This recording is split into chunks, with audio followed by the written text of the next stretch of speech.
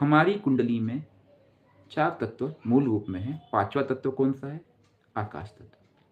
अब ये जो तत्व है, यह जब भी मैलेफिक इफ़ेक्ट में आते हैं या फिर यह तत्व कहीं न कहीं पीड़ित हो जाते हैं या फिर यह तत्व कहीं न कहीं कमज़ोर पड़ जाते हैं, तब हमारे जीवन में समस्याएँ आती हैं। अब मैंने 3 शब्द यूज़ किया। एक पहले मैलेफिक यूज़ किया, फिर मैंने उसको पीड़ित यूज़ किया। अब मैलेफिक इफ़ेक्ट में आना और पीड़ित होना, दोनों में क्या अंतर है? मैलेफिक इफ़ेक्ट में आने का मतलब है कि वह किसी के प्रभाव में आया है, ठीक है? अब आप बोलोगे, सर पीड़ित भी तो वही है। बिल्कुल वही है पीड़ित भी, लेकिन ये पीड़ा उसने महसूस की है। वहाँ पे इफ़ेक्ट था, यहाँ पे पीड़ा उसने महसूस की है। ये ज़्यादा पेनफुल है, राइट? मतलब वो पेन उसके पास आ चुका है। और तीसरा मैंने जो इम्पोर्टेंट चीज़ आपको कही कि वह प्लैनेट क वो तत्व कमज़ोर है।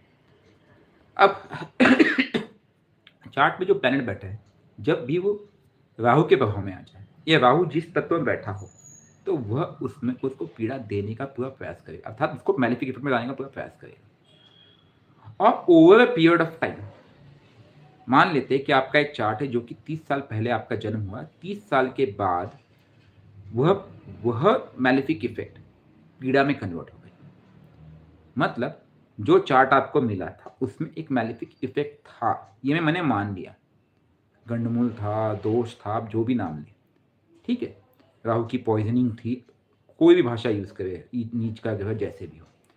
लेकिन वही पीड़ा में कन्वर्ट कब हुआ? 30 साल के बाद, जब वो इफ़ेक्ट टॉक्सिन्स को बढ़ाते चला गया।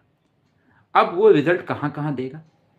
वह उस प्लैनेट के स्वभाव को देगा।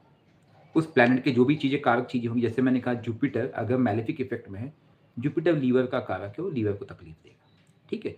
वीनस मैलेफिक इफ़ेक्ट में है, वीनस किडनी का कारक हो, किडनी को तकलीफ दे सकता है। ऐसे ही वीनस रिलेशन में वाइफ़ का कारक है, पैसों का कारक है, वो वहाँ पे पीड़ा आपको दे सकता है।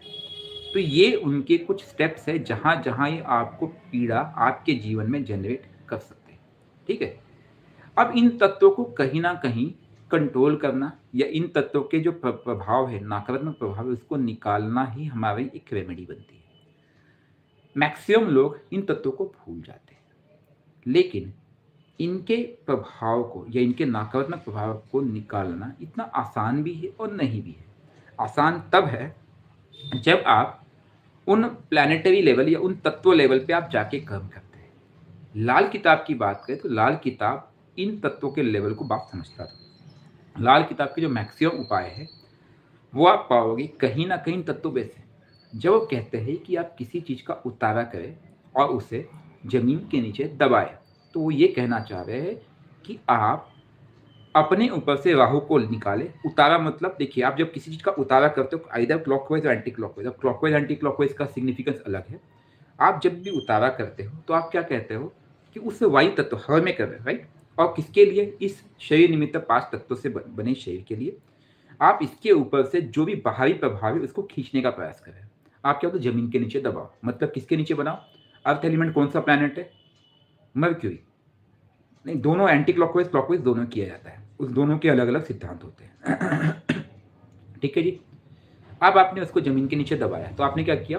अर्थ एलिमेंट के नीचे दबाया। अब आपने क्या कहा? दूसरा उपाय क्या? आपने वही उतारा करके कहाँ किया? आपने जल तत्व में प्रवाहित कर दिया। अब जल तत्व में प्रवाहित कब किया जाता है? जब उसका संबंध, उस उतारे का संबंध आपके पितरों से होगा। तब अक्सर हम प्रयास करते हैं कि जब मैं जल तत्व में या बहते पानी में जब प्रवाहित करूँगा तो मेरे पित्र उसके साथ निकल जाए। लेकिन जब उसमें प्रेत बना होगा, तो हम क्या कहेंगे? भई ये प्रेत किसी काम का नहीं है, ये तो जाएगा नहीं, इसको दबा दो। तीसरा उपाय होता है जलाना। जलाने में ऐसा है, जब कोई तंत्र इन्वॉल्व होगा तो तंत्र को नष्ट करने की प्रक्रिया में जलाने का यूज़ किया जाता है। जब किसी व्यक्ति की मृत्यु होती है तो आप उसे जलाते हैं, ठीक है? अब आप बोलोगे, सर